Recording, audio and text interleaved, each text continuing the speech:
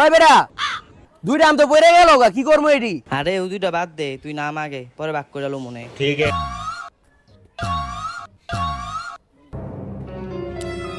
বহ আলা বাদ করে লই। लेकिन ये साला कर क्या रहा है यहाँ पे? ল, একটা তোর একটা আমার, দুইটা তোর দুইটা আমার, কি রে কবরস্থানের ভিতরে কি শব্দ হ্যাঁ?